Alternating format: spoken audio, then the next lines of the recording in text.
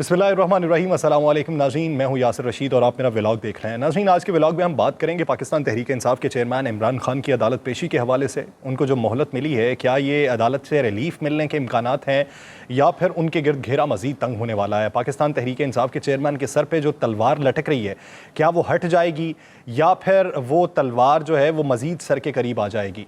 अगर वो अपने बयान से पीछे हटते हैं तो फिर वफाकी हुकूमत क्या प्रोपेगेंडा बनाने की इस वक्त मनसूबाबंदी कर रही है। इसके साथ साथ सैलाब की ताज़ा तरीन सूरत हाल पर बात करेंगे, कितनी इमदाद पाकिस्तान को वसूल हो चुकी है और कितने इलाकों में बहाली का काम जारी है, कितने इलाकों में रेस्क्यू का काम जारी है। और इस वक्त जो रेस्क्यू का काम है वो अगर तेज़ किया जा रहा है तो क्या आवाम तक उसका हक पहुंच भी रहा है या नहीं पहुंच रहा, ये बुनियादी सवाल है। तो इसके अलावा हम ये भी बात करेंगे कि मॉनसून का जो स्पेल है, क्या ये ख़त्म हो चुका है या अभी भी इसके बादल मंडला रहे हैं। तो सबसे पहले आगाज़ करते हैं पाकिस्तान तहरीक इंसाफ के चेयरमैन इमरान खान की अदालत पेशी के हवाले से। अदालत ने मोहलत दी है कि आपका ये जो जवाब है, आपने जो जमा करवाया है, ये सही नहीं है। आपको 7 दिन की मोहलत दी जाती है और 7 दिन के बाद आप दोबारा जवाब जमा करवाएं। अब बहुत से लोग ये तासुर रखते हैं कि ये पाकिस्तान तहरीक इंसाफ के चेयरमैन इमरान खान को एक बुनियादी तौर पर रिलीफ है कि उन्हें मौका दिया गया है कि आपके गिर्द घेरा तंग नहीं करेंगे, आप जो जवाब हैं वो हमारी मंशा के मुताबिक जमा करवाएं तो आपको रिलीफ मिल सकता है। कुछ लोगों की राय ये है, बहुत से हल्के ये बात करते हैं कि खान साहब ने ये जो मौक़िफ़ अपनाया है कि माफ़ी नहीं मांगूंगा, बल्कि जो जज थी मुअज़्ज़ज़ जज ज़ेबा चौधरी, उनके मुतल्लिक जो अल्फाज कहे हैं वो अल्फाज वापस ले लूँगा। अब अल्फाज वापस लेना और माफ़ी में फ़र्क होता है। अगर वो अपने अल्फाज वापस भी लेते हैं या फिर वो माफ़ी की तरफ जाते हैं तो अदालत से तो उनको रिलीफ मिल जाएगा। लेकिन बहुत से हल्के फिर इस मनसूबाबंदी में हैं कि अगर वो अल्फाज वापस लेंगे तो सोशल मीडिया के ऊपर एक मुनज़्ज़म कैंपेन चलाई जाएगी कि कप्तान अपनी कही बात पे कायम नहीं रहता। ये कायम नहीं रहा, ये ढंढोरा पीटता है, ये अपनी सियासत को चमकाता है और सियासत चमकाने के बाद जब इसे पता लगे कि मेरे गिर्द घेरा तंग हो जाएगा, मैं फंस जाऊंगा, तो अपने अल्फाज से मुकर जाता है। ये एक मुनज़्ज़म कैंपेन चलाई जाएगी।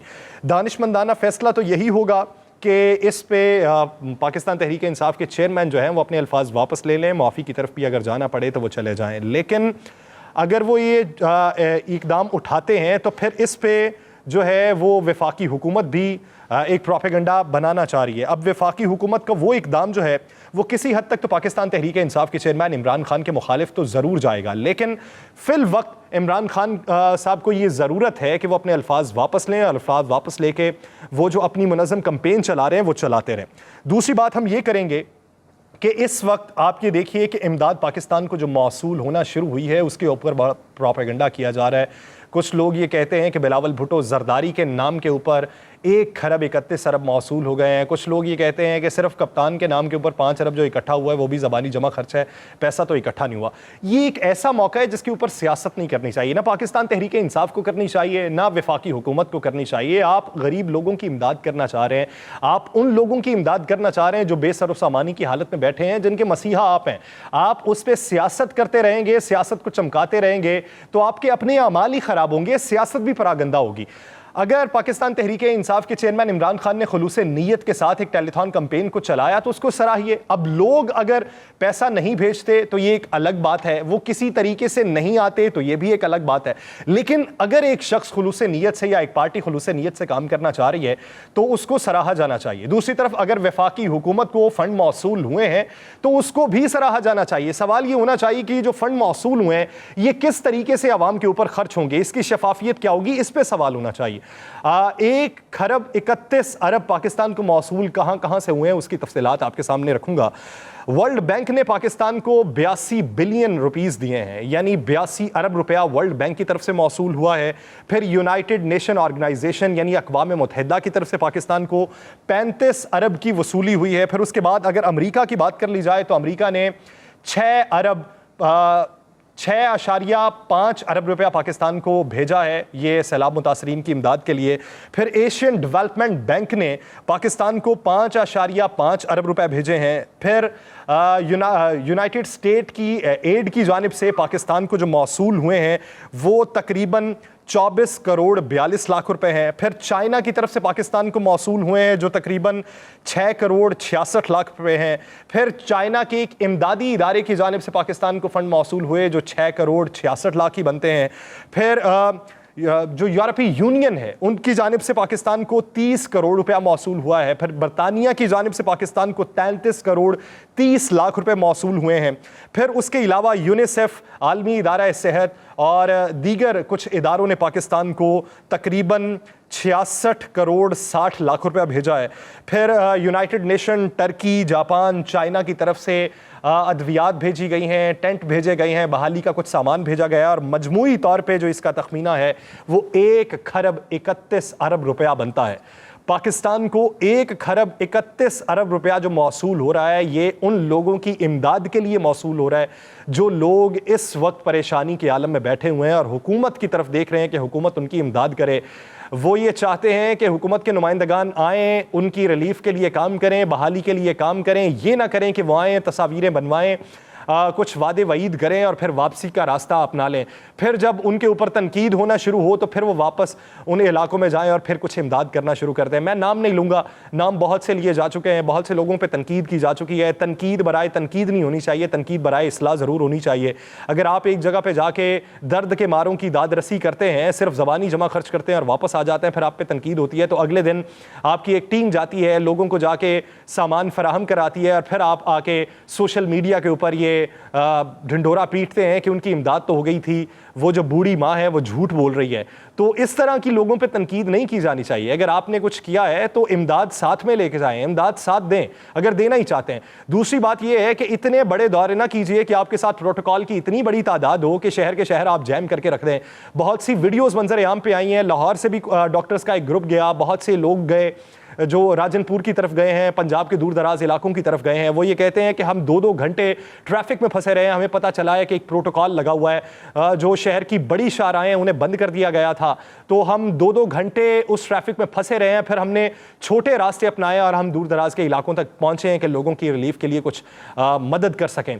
तो आपने जाना है तो इतने बड़े प्रोटोकॉल ना लगवाइए। ये आप शाहे वाला नहीं है। इस वक्त आप दर्द के मारों की फरियाद सुनने के लिए जा रहे हैं, उनकी इमदाद करने के लिए जा रहे हैं, तो प्रोटोकॉल को महदूद रखिए। अगर आपको इतना ही जान का खतरा है तो आप मत जाइए। आप डिप्टी कमिश्नर की जिम्मेदारी लगाइए, एसी की जिम्मेदारी लगाइए, वहाँ पे जो आपकी इंतजामिया है उसकी जिम्मेदारी लगाइए, या मकामी आपके जो MPAs MNAs हैं उनकी जिम्मेदारी लगा दें कि वो चले जाएं, वो जाके इमदाद कर दें। फिर आप इतने बड़े प्रोटोकॉल के साथ जाती हैं, फिर जाहिर बात है कि प्रोटोकॉल तो चाहिए, लेकिन वो उसको मद्देनजर रखते हुए आप जो इतनी सिक्योरिटी साथ में ले जाती हैं, फिर वो लोगों के लिए मुश्किलात का बायस बनती हैं। अब दूसरी बात यह है कि इमदाद किस तरीके से जा रही है, हुकूमती सतह पे किस तरीके से इमदाद हो रही है। बलूचिस्तान के कुछ मनाजिर हमने टेलीविजन स्क्रीन पर देखे हैं, लोगों का मजमा जमा था, वीडियो बना रहा है एक शख्स, वो ये कहता है कि हमें बुलाया गया, हमें बताया गया कि इस जगह पे पहुंचिए, यहाँ पे आपको इमदाद फराहम की जाएगी। अब उस शख्स के मुताबिक यहाँ पे हेलीपैड भी मौजूद है, हेलीकॉप्टर के उतरने का आसान रास्ता भी मौजूद है, लेकिन हेलीकॉप्टर उतरता नहीं है। वो तकरीबन 100 से 125 मीटर की बुलंदी से राशन के कुछ पैकेट्स, जिनकी तादाद अगर मैं गलत बयानी ना करूं तो 12 से 15 होंगी, और नीचे लोग जितने खड़े हैं वो तकरीबन 150 से 200 अफराद खड़े हैं। वो ऊपर से फेंकते हैं, वो नीचे ज़मीन पे गिरता है और फट जाता है। वो किसी के काम का नहीं है। लोग आगे भी नहीं बढ़े, उसे लेने के लिए आगे नहीं बढ़े। ये एक बड़ा अफसोस का मकाम है कि आप लोगों की मदद करना चाहते हैं तो इतनी तज़हीक के साथ कि आप उनके हाथ में वो चीज़ फराहम नहीं कर सकते, और आप हवाई तौर पर वो नीचे फेंक रहे हैं कि जिसका मन चाहे उठा ले और ले जाए। ये तरीकाकार तब्दील होना चाहिए। अगर आपको इतनी इमदाद मौसूल हो गई है, दुनिया ने आपका दर्द रखा है, तो उस दर्द में आपकी जो कैंपेन थी वो तो थी ही, लेकिन उसके साथ साथ बैनुल अक़वामी सतह के ऊपर बहुत रहनुमाओं ने आपकी आवाज़ को उठाया है, बहुत से जर्नलिस्ट ने आपकी आवाज़ को उठाया है। ट्वीट्स भरी पड़ी हैं जिसके अंदर वो ये बात करते हैं कि पाकिस्तान इस वक्त मुश्किल का शिकार है, और पाकिस्तान जो मुश्किल का शिकार है ये बड़े ममालिक की वजह से है, क्योंकि माहौलियाती तब्दीलियों की बड़ी वजह पाकिस्तान नहीं है बल्कि वो बड़े ममालिक हैं जिन्होंने अब वहाँ पर सब्जे को कम किया, जंगलात को कम किया, जंगलात की कटाई को कम करने के नतीजे में पाकिस्तान को ये नुकसान भुगतना पड़ रहा है, और इस जैसे मुख्तलिफ ममालिक को नुकसान भुगतना पड़ रहा है। तो इस मौके के ऊपर उन ममालिक को आगे बढ़ना चाहिए। ये उनकी भी कैंपेन थी जिसकी वजह से पाकिस्तान को इतनी बड़ी रकम मौसूल होने के इशारे मिलने लगे, तो इसलिए उन लोगों को भी सराहिए। तो पाकिस्तान के अंदर अगर इतनी बड़ी रकम आपको मौसूल होती है तो शफाफ तरीकाकार अपनाइए, लोगों तक उनका हक पहुंचाइए। पानी उतर जाएगा, लेकिन उनके जहनों से और उनके दिलों से आपका ये रवैया कभी नहीं उतरेगा जो आप अब अपना रहे हैं। उन समाजी तंजीमों को देखिए जो घर घर जाकर दरवाजा खटखटाते हैं और लोगों के हाथों में राशन फराहम करते हैं और उनके चेहरे की तस्वीर सामने नहीं आने देते।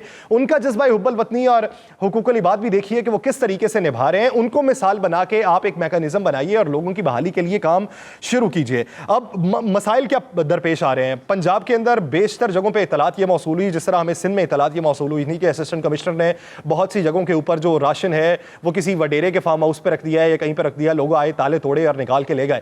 पंजाब की सूरत हाल भी इससे कुछ मुख्तलिफ नहीं है। बड़े बड़े ट्रक्स जाते हैं और बहुत से ट्रक्स के चोरी होने की भी इतलात सामने आई हैं। डकैत आते हैं, चोरी करके ले जाते हैं। फिर नौसरबाज भी इस वक्त बहुत एक्टिव होते हैं कि यानी हमारा मुआशरा वो है जहां एक तरफ एक बहुत बड़ी तादाद ये है कि जो अवाम की खिदमत करना चाहती है, बुरे वक्त के अंदर उनका साथ देना चाहती है, तो वहीं पर वो लोग भी मौजूद हैं, वो तबका भी मौजूद है जो इस बुरे वक्त का फ़ायदा उठाना चाहता है, अशिया की कीमतों को महंगा करना चाहता है, अपने पुराने कपड़ों को भी महंगी कीमत पर फ़रोख्त करना चाहता है। इस तरह के भी लोग हैं, दोनों तरह के लोग हैं। यानी बदी और जो अच्छाई है वो ज़माने में मौजूद रहती है, ता क़यामत मौजूद रहेगी, लेकिन अच्छाई का उनसर ज़्यादा पैदा कीजिए जिससे जो बदी है वो दबी हुई महसूस हो, तभी मुआशरा आगे बढ़ सकता है। दूसरी बात यह है कि अब लोग जो हैं उनको भी एहतियात का दामन थामना चाहिए, उन्हें भी जज्बा खैर सगाली के तहत दूसरे लोगों की मदद कर लेनी चाहिए। जो लोग पहुंच रहे हैं उन तक बहुत से लोग ऐसे हैं जिन्होंने राशन को स्टॉक कर लिया हुआ है।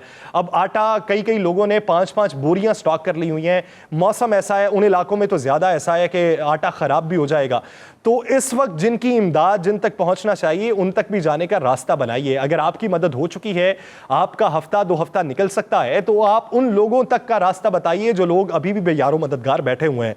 तीसरी बात यह है कि राशन इस वक्त बहुत हद तक लोगों को पहुंचाया जा चुका है। पंजाब की सूरत हाल ये है कि बहुत सारे लोगों ने, जो मुखय्यर हज़रात थे, जो NGOs थी, उन्होंने बहुत बड़ी मिकदार के अंदर राशन लोगों तक पहुंचाया। अब लोगों की ज़रूरियात राशन से हटके और चीज़ों पे है। उन्हें चूल्हे की ज़रूरत है, जो चूल्हा आप उन्हें फराहम कर सकें, जो ईंधन पे चलता हो, उस चूल्हे के ऊपर वो अपना खाना बना सकें। उन्हें टेंट की ज़रूरत है, उनके घर तबाह हो चुके हैं, जब तक वो घर नहीं बनते तब तक वो टेंट के अंदर क़याम पजीर हो सकें। उन्हें मच्छरदानियों की ज़रूरत है क्योंकि मौसम भी ऐसा है, ऊपर से सैलाब है, मच्छर बहुत वहाँ पे हो जाता है, मलेरिया फैलने का भी खदशा है, डेंगू फैलने का भी खदशा है, तो उन्हें मच्छरदानियाँ भी चाहिए।